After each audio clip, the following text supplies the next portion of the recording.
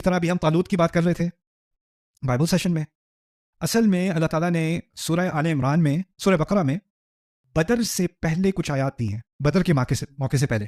اور کیونکہ وہ پہلی دفعہ تھا کہ مسلمان اب جنگ میں جا رہے تھے، تو ان کو ایک مینٹل پریپریشن کی ضرورت تھی کہ ہم کس چیز میں جا رہے ہیں. اور آپ کو پتہ ہے کہ جب ہم بدر کے واقعے میں ہم تیاری کر رہے تھے تو ان کے نمبر زیادہ تھے یا ہمارے؟ ان کے نمبر ہم سے 3 گنا زیادہ تھے. ہمارے پاس ہتھیار نہ ہونے کے برابر تھے، ہمارے پاس تجربہ نہ ہونے کے برابر تھا، ہم ہر طرح سے ہمارا ڈس ایڈوانٹیج تھا، وہ ہر طرح سے جیتنے کا ان کا امکان تھا. یہ سچویشن تھی. اس سچویشن کے دوران اللہ تعالیٰ نے پھر طالوت کا قصہ نازل کیا.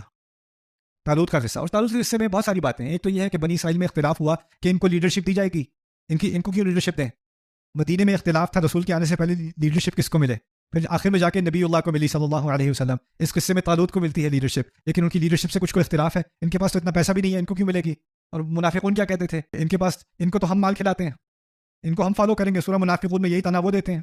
یہاں پر وہ گئے ہیں آگے، سامنے دشمن کا سامنا کیا ہے تو پتہ چلا وہ دشمن ہم سے بہت بڑا ہے. لا طاقت لنا اليوم بجالوت وجنودہ، جالوت اور اس کی آرمیز کے خلاف، اس کی فوجوں کے خلاف ہمارے پاس تو کوئی طاقت ہے ہی نہیں.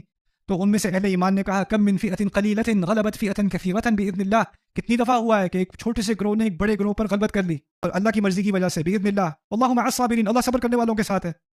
کیا اس بات کی کوئی ریلیونس ہے بدر کے ساتھ؟ اس سب بات کی کہ طالوت ہزاروں سال پہلے، طالوت اور ان کی فوجیں ایک بہت بڑی فورس کے سامنے آئیں، ان کو لگا وہ کوئی مقابلے کے نہیں ہے، اور انہوں نے کہا کتنی دفعہ ہو چکا کہ ایک چھوٹا گروہ ایک بڑے گروہ پر غالب آنے والا ہے. اس کی کوئی ریلیونس ہے؟